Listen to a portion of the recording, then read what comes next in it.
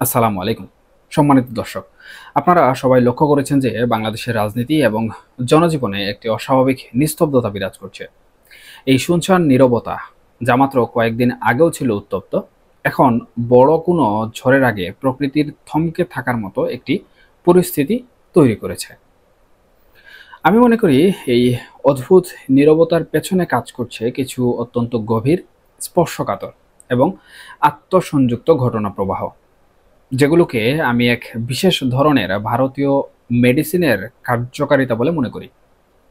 আমি আজ আপনাদের সামনে এই নীরবতার নেপথ্যের কারণগুলো এবং এর ভয়াবহ যোগসূত্রগুলো নিয়ে বিস্তারিত একটি আলোচনা তুলে ধরব। এই পুরো অস্থিরতার কেন্দ্রবিন্দুতে রয়েছে গত ৮ অক্টোবর আন্তর্জাতিক অপরাধ ট্রাইব্যুনাল বা আইসিটি থেকে কর্মরত সেনা কর্মকর্তাদের বিরুদ্ধে জারি হওয়া গ্রেফতারি পরোয়ানা। এই ওয়ারেন্ট ইস্যু হওয়ার পর সামরিক বাহিনীতে যে অস্থিরতা শুরু হয়েছে, তা কেবল আইনি জটিলতা নয়, এর গভীরতাও কিন্তু অনেক বেশি। প্রশ্ন উঠেছে, এই বিচার কি সামরিক আইনের অধীনে হবে নাকি সাধারণ সিভিল আইনে? যদি সামরিক শৃঙ্খলা রক্ষার আইনকে উপেক্ষা করে সিভিল আইনে বিচার হয়, তবে এটি সামরিক বাহিনীর চেইন অফ কমান্ড এবং মনোবলে চরম আঘাত হানবে, যা প্রকারান্তরে প্রতিরক্ষা ব্যবস্থাকে দুর্বল করে দেওয়ার একটি কৌশল। কিন্তু এই ঘটনাটি শুধুমাত্র ২৫ জন অফিসারের সীমাবদ্ধ নয়। সাবেক প্রধানমন্ত্রী শেখ হাসিনার ইঙ্গিত এবং ভারতীয় গণমাধ্যমের খবর অনুযায়ী এই পরোয়ানার বিস্তার আরও অনেক দূর পর্যন্ত যাবে। ২০০৯ থেকে ২০২৪ সাল পর্যন্ত দায়িত্বে থাকা প্রায় সব সেনাপ্রধানকে আইনের আওতায় আনার চেষ্টা চলছে এবং মোট কর্মকর্তার সংখ্যা ১০০ ছাড়িয়ে যেতে পারে বলে গণমাধ্যমে উঠে এসেছে। এটি কোনো বিচ্ছিন্ন বা দুর্ঘটনাজনিত ঘটনা নয়। এটি দেশের সামরিক নেতৃত্বকে নিষ্ক্রিয় এবং প্রশ্নবিদ্ধ করার একটি সুদূর প্রসারী বিশাল পরিকল্পনার অংশ বলেও মনে হয়। তবে এই পরিকল্পনার আরেকটি দিক অত্যন্ত কৌতূহল উদ্দীপক। ৮ অক্টোবর ওয়ারেন্ট ইস্যু হলেও আজ ১৯ অক্টোবর পর্যন্ত পুলিশ সেই কর্মকর্তাদের গ্রেফতার করতে পারেনি। বিষয়টি এখনও অমীমাংসিত। পুলিশ প্রশাসনের এই টালবাহানা কি শুধুই আইনি প্রক্রিয়া, নাকি এর পেছনে রয়েছে আরও বড় কোনো চাপ? এর মধ্যেই প্রধান উপদেষ্টা ডক্টর মোহাম্মদ ইউনূসের প্রেস সচিব আগ বাড়িয়ে বিবৃতি দিলেন যে ২৫ জনের বাইরে আর কাউকে গ্রেফতার করা হবে না। এই বিবৃতি আদালতের এখতিয়ারের বাইরে গিয়ে দেওয়া কেন হলো?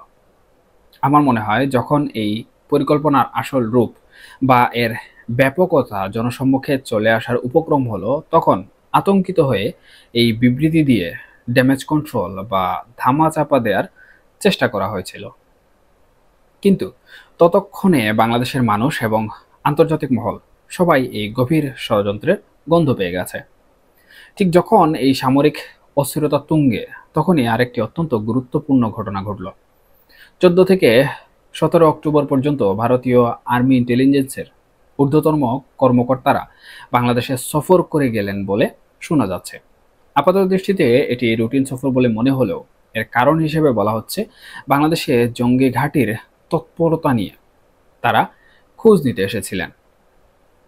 তারা সরজমিনে এসে বাংলাদেশের সামরিক ও নিরাপত্তা কর্তৃপক্ষকে দেখিয়ে দিয়েছেন যে কোথায় কোথায় জঙ্গি তৎপরতা চলছে।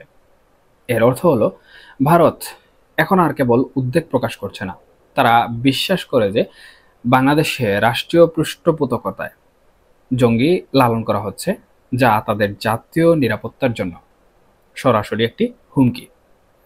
ভারত স্পষ্ট সিগন্যাল দিচ্ছে, যদি বাংলাদেশ সরকার নিরাপত্তার বিষয়টি নিশ্চিত না করে এবং জঙ্গি লালন বন্ধ না করে, তবে ভারত নিরাপত্তার খাতিরে কাউকে তোয়াক্কা করবে না। পাকিস্তানের সীমান্তবর্তী কাশ্মীরে টার্গেট করে জঙ্গি ঘাঁটি গুড়িয়ে দেওয়ার উদাহরণটি মনে করিয়ে দিয়ে ভারতীয় কর্মকর্তারা কার্যত আল্টিমেটাম দিয়েছেন, জঙ্গি দমন করো, নয়তো ভারত নিজেই সামরিক ব্যবস্থা নেবে। এই সফরটি বাংলাদেশে সার্জিক্যাল স্ট্রাইকের মতো অপারেশনাল প্রস্তুতির জন্য ছিল কিনা, সেই আশঙ্কা এখন তীব্রভাবে সামনে আসছে। এই তিনটি ঘটনাকে এক সূত্রে বাঁধলে আমরা এই নীরবতার আসল কারণ বুঝতে পারি। প্রথমত, সেনাবাহিনীর অভ্যন্তরীণ অস্থিরতা, যা বাহিনীটিকে দুর্বল করার একটি কৌশল। দ্বিতীয়ত, মার্কিন দূতাবাসের নিরাপত্তা জোরদার, যা 14 অক্টোবর মধ্যরাতে ঘটেছে এবং হামলার আশঙ্কার কথা জানিয়ে ছবি পর্যন্ত প্রকাশ করেছে, যেখানে বিভিন্ন মেজরের মতো ব্যক্তিরা মুক্ত বিহঙ্গের মতো ঘুরে বেড়াচ্ছেন বলে তারা বলছে। এটি আন্তর্জাতিক মহলের কাছে স্পষ্ট বার্তা যে দেশে চরম সহিংসতা ও অরাজকতার উপাদান প্রস্তুত। তৃতীয়ত, ভারতীয় গোয়েন্দাদের সফর ও কড়া বার্তা, যা জঙ্গি লালন বন্ধ করার চূড়ান্ত আল্টিমেটাম। এই যোগসূত্রগুলো স্পষ্ট। বাংলাদেশের সেনাবাহিনী ধ্বংস করা এবং একই সঙ্গে রাষ্ট্রীয় পৃষ্ঠপোষকতায় জঙ্গি লালন করা ভারত এখনো আর গত 15 মাস ধরে সহ্য করবে না বলে মনে করছে, এবং শোনা যাচ্ছে যে তারা যুক্তরাষ্ট্রের কাছ থেকেও এই বিষয়ে গ্রিন সিগন্যাল পেয়ে গেছে। ইউনূস সরকার যদি দ্রুততার সঙ্গে জঙ্গি দমন পদক্ষেপ না নেয়, তবে বাংলাদেশে যে কোনো সময় ভারত সার্জিক্যাল স্ট্রাইকের মতো ঘটনা এগিয়ে আনতে পারে। আমাদের মনে রাখতে হবে, বাংলাদেশের সামরিক সক্ষমতা পাকিস্তানের মতো নয়। আমাদের এয়ার ডিফেন্স সিস্টেম বা প্রতিরোধের ক্ষমতা নেই। ফলে এমন হামলা হলে দেশের পরিণতি হবে ভয়াবহ। এই ভীতি এবং চরম অনিশ্চয়তাই এখন সরকার, সেনাবাহিনী এবং দেশের উচ্চ মহলে কাজ করছে। এই গভীর অন্ধকারের ইঙ্গিত, এই আসন্ন পরিবর্তনের আভাস, এই সব কিছুই আজকের এই শুনশান নীরবতা সৃষ্টি করেছে। এখন এই শুনশান নীরবতা এবং যে বিষয়গুলো আন্দাজ করা হচ্ছে সেগুলো যদি ঘটে, তাহলে আমূল একটি পরিবর্তনের সম্ভাবনা রয়েছে। এখন সেই পরিবর্তনটি আসলে কি হতে পারে, এটি নিয়ে কিন্তু বিভিন্ন জনগণের মধ্যে, বিভিন্ন ব্যক্তিবর্গের মধ্যে, বিভিন্ন রাজনৈতিক বিশ্লেষণের মধ্যে নানা ধরনের মতবিরোধ দেখা যাচ্ছে। কেউ কেউ বলছেন ডক্টর মোহাম্মদ ইউনূস কিংবা অন্তর্বর্তীকালীন যে সরকার রয়েছে বর্তমানে, তাদেরকে যেভাবেই হোক ক্ষমতাচ্যুত করা হবে, অথবা তারা স্বেচ্ছায় ক্ষমতা থেকে সরে যাবেন। এর পরিবর্তে একটি তত্ত্বাবধায়ক সরকার ব্যবস্থা করা হবে। আবার কেউ কেউ বলছেন আওয়ামী লীগ যে রাজনৈতিক দলটি রয়েছে, কিংবা শেখ হাসিনা যিনি আওয়ামী লীগের সভানেত্রী হিসেবে দায়িত্বরত রয়েছেন, ওনাকে দেশে ফিরিয়ে আনার একটি নীল নকশা করছে ভারত। আবার অপরদিকে আরও কয়েকজন ব্যক্তিবর্গ, বিশেষ করে যারা রাজনীতি নিয়ে বিভিন্ন ধরনের কথাবার্তা সামাজিক যোগাযোগ মাধ্যমে প্রচার করেন এবং প্রকাশ করেন, তাদের মত হচ্ছে বাংলাদেশ সেনাবাহিনী কিংবা বর্তমানে সেনাবাহিনীর প্রধান যিনি রয়েছেন জেনারেল ওয়াকারুজ্জামান, ওনার মাধ্যমে এবং রাষ্ট্রপতির সহযোগিতায় ক্ষমতার একটি মেরুকরণ তৈরি হতে পারে। সেই মেরুকরণ আসলে কি হতে পারে সেটা নিয়ে এখনও যথেষ্ট কৌতূহল রয়েছে, যথেষ্ট সন্দেহ রয়েছে।